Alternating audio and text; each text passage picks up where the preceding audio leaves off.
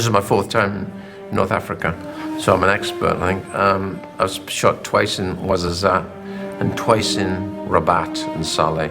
Did Gladiator, Kingdom of Heaven, Black Hawk Down, and went back, because Rabat gave me everything. So I'm kind of pretty expert in that field. I knew that I could make anything look like Amman, Baghdad, even Afghanistan. There are people that still remember us from Black Hawk Down, although it was 6 or 7 years ago now. And we worked in some of the exact same locations. We were in areas that we used before, areas of open ground in the middle of the city. We shot exclusively here, so we're very well acquainted with what it has to offer, so that was an advantage. Ridley Scott is very famous here. Black Hawk Down was an enormous film that did a lot of good, very good PR work. It was a very popular film. Everybody here has seen it, and they were installing a CD for 18 weeks. 18 weeks, that's like they've moved in, and a lot of people worked on the movie. So, no, this was the home for the movie, really. There hasn't been a movie here since Black Hawk Down. That's 8 years, so that tells you something, really. Ridley knows what's here, but no one else does. It's a sort of a well-kept secret, Rabat.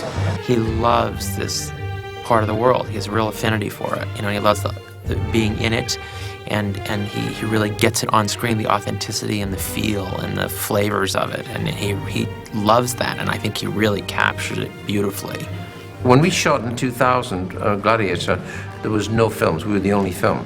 This year there's been 8 big ones, so it's really on the move. So there's now Moroccan crews are getting very practiced at it and getting very good. I did Gladiator and I did Black Hawk Down. It opened up the box, didn't it? No one was going there. They're all scared to death. I said, isn't it dangerous? I said, no, not at all. Because Ridley having shot here many times and really knowing the country and knowing the culture and how people work here, it's been quite smooth. And both, you know, Arthur Max, the production designer, and Alexander Witt, who's shooting the movie, who's done a lot of second unit with Ridley over the years. And then we have a lot of local Moroccan crew, and a lot of them know Ridley. They know his work. They know how he likes to work. So it was really pretty smooth. I think certainly in these poor areas, I mean, a lot of the young guys are not working. We try and employ a lot of them. Whenever we come to an area, we very much say, well, what's the unemployment like here? How many of the streets have got young guys in between the age of 17 and 21 who want to come and work? And we'll bring them out and they'll work for us for $15 a day, and they absolutely love it. Kids have come out of school here. You've got 3 big schools near here. People love to hang around in Morocco. I think people are always hanging around somewhere, either in a cafe or on a street corner. So film is great because you can come and hang around. And in these areas, you know, people aren't that busy. There's not too much to do in the evening. There aren't many cafes here. There aren't many pinball arcades. There aren't many places to go. So a film is a big attraction. It's somewhere to hang out. Ridley has it all in his head. You know, he just has it all in his head. He has, it's almost as if he's visualized and worked out the entire movie in his head. When he gets to the set, he knows exactly what he's pre-envisioned, and it's really well thought out. A lot of it's intuitive. I'll just usually read the scene going to the set that morning, and I've kind of thought about it anyway, a little bit, but then not a lot, and then I'll very often hit it on the street. Say, right, what we're going to do is this. And I walk the floor with the cameraman and the operators. Let's say there's nearly always 4 operators, average. He can shoot with multiple cameras, even in a simple scene, and really know exactly where he's going to use camera A, camera B, and camera C. He's also cutting it in his head as he goes. He just has an extraordinary ability to do that. And he has such a visual sensibility and a visual style that it's very specific. And so he really communicates it well to get exactly what he wants out of his crew. Turn 3/4 this way. Whoa, that's good. Have him. It's pretty good. Then the one behind that. Then the one beyond that. Move it. Go back to the one beyond that. This is my 2nd film with Ridley, and Ridley just doesn't see the world the way anybody else does. It's a very fascinating process because you'll walk onto a location with Ridley when you're first scouting, and you kind of look at it and you go, okay, you know, I get this, I get what he's looking at, I get what we're seeing here. Then you show up on the day and you shoot it, and you've got the whole camera crew around, and we're sitting by the monitors looking at it on video, and you see what it looks like. And then you go to dailies and you look at it and you're like, wow, that doesn't look anything like where we just were. I know we shot it, I was there the whole time, I saw the whole thing, but it just looks completely different. It looks like the most beautiful version of that you could possibly have. And then you see the way it gets put together in the film, and it even takes that to a new level. So it's just Ridley doesn't look at the world the way anybody else does. He doesn't see it the same way that anybody else does. Well, just from a cinematic point of view, I was amazed how he would have, 8 different monitors, and you watch the man there, and he's got angles from every different direction. I mean, you're doing a scene, and there's a person up in a tree, like, half a mile away, zooming in and out on your face, and you don't even realize it. And you come back and watch a scene that you're not in, and he's got, 8 different monitors, and you're just snapping like this from monitor to monitor, saying, all right, cut here, move this, more fire here, boom, boom. And he is like an editing bay. I think I'm just blown away by the way he shoots it. I mean, how he works with multiple cameras and how he seems to have in his mind exactly what he's doing with each of those cameras. And after every shot, he'll say, Marco, go quicker, Mark, move up, Dave, do this. And he's just, in his mind, he's working with those 4 different pictures all of the time, or 3, or whatever he chooses to do. So that means, as an actor, it's fantastic because you move quite quickly. You don't have that thing of having to repeat again and again a difficult scene. But more importantly than that, he's a nice guy. That's the thing I've really enjoyed finding out. I love off-the-ball chats, while we're waiting for stuff to be set up. I'll always go and just find him and sit somewhere near him because we just have great chats. Mr. Scott has such a good background. He has shot 4 films in Morocco. So I call him Scott of Arabia. He really lived in this country for such a long time.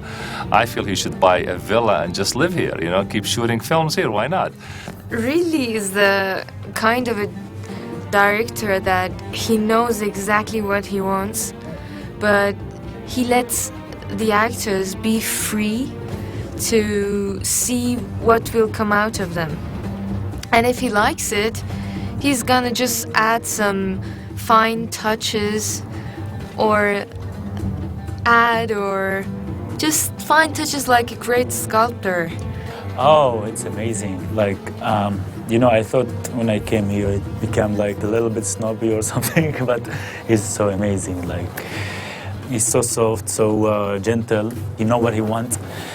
And it's amazing to see a guy like him working in front of you. He's really one of my favorite directors. So I'm so excited to work with him. Every day, I see him, I am. I'd always wanted to work with Ridley Scott. He's one of today's great filmmakers, and he keeps making amazing films in every type of genre. And it was just really something that was exciting right from the get-go.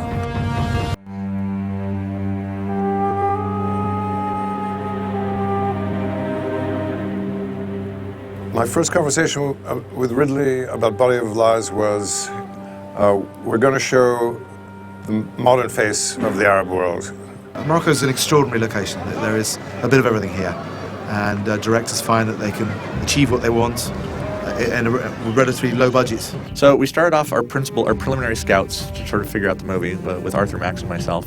Traveled around, first came to Morocco in January of 2007, and then went from here to Dubai. And then went back to the United States and presented a bunch of images to Ridley. Finally sort of got the green light to go in June. Found out we couldn't shoot in Dubai, so we came back here to Morocco to find the things that we were planning on shooting in Dubai in Rabat. Rabat and Ouarzazate are the 2 principal areas. We're in Rabat at the moment, the capital. I know it doesn't look like the capital behind us here, because it's a pretty sort of poor area called Carrier, which is sort of very much unpaved streets and sort of poorer, lower class areas. Only literally 2 kilometres from where the King's Palace is, but you can come 2 kilometres and you change landscape in the most amazing way, from streets of palm trees and walls and flowers. Suddenly you're in the dirt. Working this time in Morocco was harder because the actual locations that we were working in were very difficult. We filmed in quite a few slums. Therefore, a lot of my job is actually boosting people's morale and encouraging people and trying to make it sound exciting. There's a scene in the film where the body of Siddiqui is found lying in a garbage dump. Well, I couldn't quite imagine an actor lying down in real garbage, so we decided that we'd get a team of people who actually came up from Ouarzazate to Rabat, and they had to bring with them clean rubbish. It took about 3 days to do it in total, because we had to clean away an area because there was actually existing rubbish, so we had to get rid of that rubbish, and then we had to sort of lay this rubbish over the top. And I must admit that they did do a really good job. They really did. And it was quite funny, and I thought, oh, I've done terribly well in my career, haven't I? I'm now doing rubbish. I enjoyed that scene in the junkyard just because I thought the atmosphere of it was intoxicating. I mean, you didn't have to do any work, really, because already you just felt a sense of menace about that set. I remember standing on the hillside just thinking, well, this is incredibly impressive for a start. The whole side of a hill had been covered in rubbish. It looked so authentic, I had no idea that it had been created. But there's a great fondness when it comes to Ridley and Arthur with going back to an era and doing another movie and another set. We, from the location point of view, we had to find a market that could shoot from the air and from the ground simultaneously. We had to create a large section of market and grafted it together with the largest market that they have here in Rabat on Sunday morning. They wanted it to feel as if it was very much in a sort of poorer Arab world. So the plastic sheeting, the stalls and everything, it had to be very gnarly. And we chose to recreate it on a piece of open ground and populate it with market stalls and traders, where if you tried to do that in a real market, there would have been serious problems controlling the security, and I'm sure Leonardo would have been surrounded by well-wishers and autograph seekers and rubberneckers, and we never would have been able to get the indifference that was required to his character. That was a hairy day for us, because trying to put such a big star into an area where there are so many people and trying to keep an eye on him and keep him safe, and because everyone just wants to touch him or take his photo or take an autograph, and so very much on the location side, although we have a big security team, we're always worrying about, you don't want something awful to happen, some guy to kind of run up and kiss him and knock him over or something, you know.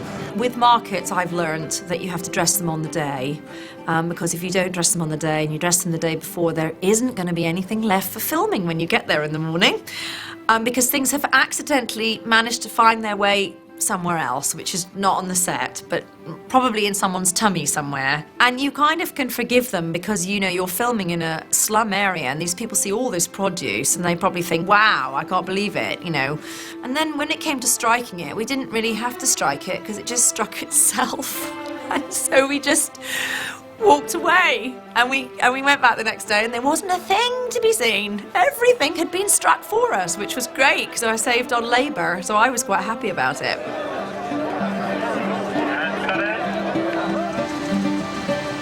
Arthur, the production designer, had spotted a building called the Ministry of Finance, and I have to say the first time I heard about it, I thought, wow, that'll be difficult, but good for them, they got the permission. And but the condition was we had to shoot there at weekends when everybody's not working, supposedly. So it was a fantastic permission, and it gave us what in the script is the GID, like the Jordan Intelligence Division. It's supposed to be like the sort of secret police headquarters, but have a quality to it and an age to it, and also feel quite scary. Hanny's a very powerful character. His office has to be panelled. That location has a great quality to it. It's almost like a sort of a palace.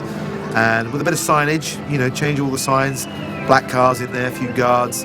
They've never filmed in a ministry before. I mean, ministry here are not open for filming normally, so that's why I'm saying the permission the Moroccan production company have got is actually fantastic. And, you know, Ridley's very chuffed because he's going into a location no one's been into before, and only his movie will probably ever be made there. I don't suppose they'll give the permission twice. We were using the Rabat Olympic Stadium to recreate this American embassy in Jordan, which is a very sensitive building. It's surrounded by several different layers of security. Used the stadium because it has the scale and style of architecture that was similar. Did a lot of construction both inside and outside of that building. It's one of our bigger sets. The building was great, actually. It was perfect. When you see it in the film, you'll understand why we went there, because it had these really great graphic shapes. It was big, it was impressive, and it worked really well. I think it will look really good in the film, and you will not know that we were in this great big stadium that we had to sort of chunk off and use. So we finished in Rabat, shot in Casablanca for a couple of days, and now we're finishing up the film in Ouarzazate, which is also the beautiful desert landscapes, which really is shot before in Gladiator and Kingdom of Heaven. But obviously now we're doing a much more contemporary take on it. Ouarzazate represent our desert countries, the Samara and the Syrian border. The desert there, I think I know intimately from having done Gladiator and Black Hawk Down and Kingdom of Heaven. And we're going to be probably visiting some of the same places we know from those projects and trying to transform those into countries that look very, very different. For speeding. 196 Alpha, take 1 Alpha, Mark. Thank you. Bigger mark. So it's pretty location intensive. Some days we're moving twice, and Ridley shoots with 4 cameras, so you're not doing one scene for 3 hours, you're doing one scene for 20 minutes and you're moving on. So you have to keep your wits about you, because they shoot very quickly.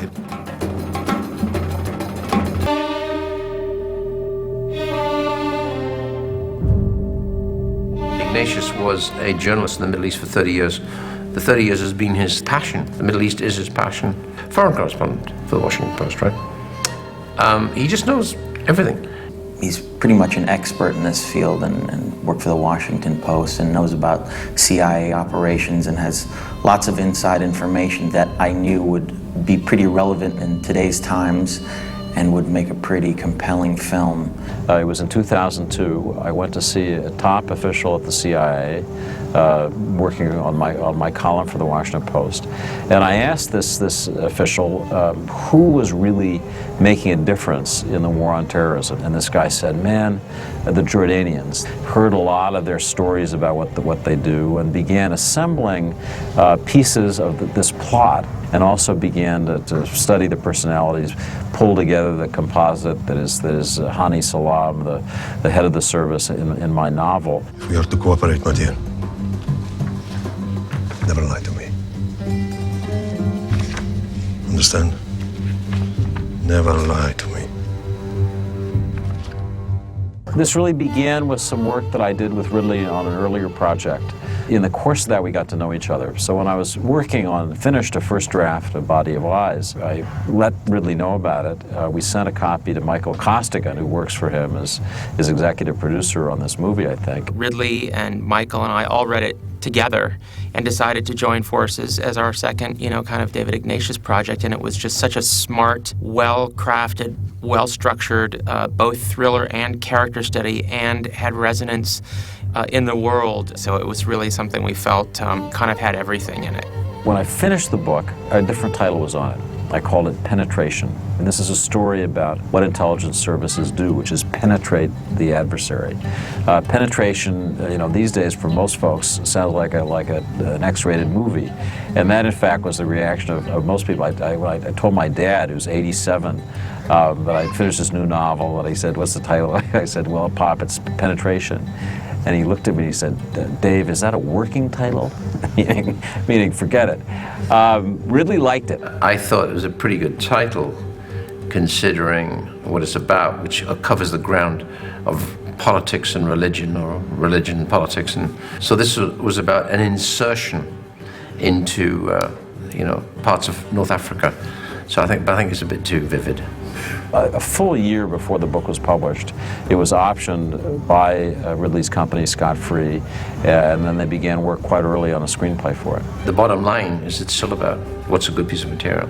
And this was a great book, and out of that we got a good writer, and suddenly I'm moving in this direction. The project was brought to me by Ridley quite a bit before we actually started shooting, and I read the initial script by William Monahan, who wrote The Departed as well, so I had a relationship with him. And then Ridley offered me the role, and then of course I read the book afterwards, and I just became fascinated with Dave Ignatius's work. Between it being Ridley and this book, and he was really kind of primed to be interested, and then he immediately said, I'm in, I want to do it. Both actors get into it in a very big way. They're in it from word go. They were in it from the book through to who's the writer, through to constant readjustment of the screenplay, into this happens right until almost the first week of principal photography. There's a lot that's the same from the book, and then always, when you adapt a screenplay to a movie, you take the best parts of the book, and then you also, for a movie, certain things are better than they are in a novel, and vice versa, and so we kept what we thought were all the best things, and then our writers came up with some new things that are really smart and kind of, we felt, were additive in terms of the movie adaptation. We extrapolated, we evolved this, because even in a book you always come against walls and say, no, that doesn't really work, and how do we evolve this one, and this isn't complex enough. So, and I hope Ignatius really enjoys what we've done with Bill's script and Steve Zellion's writing as well. Part of the novel that's really not something that in the end was possible to make part of the movie is playing off a classic a British intelligence operation during World War II. The British, in an operation that was described in a book called The Man Who Never Was, took a corpse that they found in a London morgue and dressed that corpse up as if he was a British major delivering highly secret intelligence to his colleagues in the British High Command in Europe. The Germans swallowed the lie. So in the book there is a body of lies. The book opens with a corpse that is being dressed. Ferris has got this idea, let's trick our adversaries, let's send them a body of lies that makes them think we're inside the tent, that we've penetrated them. The ruse of the dead body and creating the virtual kind of agent, we still have the virtual agent that we create in the movie. We just don't use the actual physical body. I think the essence of that is captured, but we ain't got a body anymore. The body of lies becomes Ferris, basically. He becomes the bait. Because I think David's book is that dense that that's what's really attractive about it. There's nothing obvious about it. It always takes different sidetracks than you actually expect. What's been interesting to me is to watch the craft and to watch how Ridley Scott makes a movie, you know, how he gets real focused down. It's been fascinating to see how an actor reads into the character. I mean, I wrote the characters, but there's a way in which, you know, their study really does take the character to a different place, beyond, more fully rendered than it ever was in my mind. So there's the fantasy side of it, which is basically, oh my God, this is so cool. And then there's the craft of this business, which for me as an outsider has just been really interesting to watch. If people come away from the movie with one feeling, I hope it's this, that in this part of the world where we're so deeply involved, we Americans really don't know enough to do some of the things that we do. And we need to be more respectful of people in that part of the world, you know, including intelligence services like the one that Hani runs, who do understand what's going on, who are of that world, who understand its culture, its nuances, and if we're lucky, if we're smart, can take us toward the places that we need to go to be safe.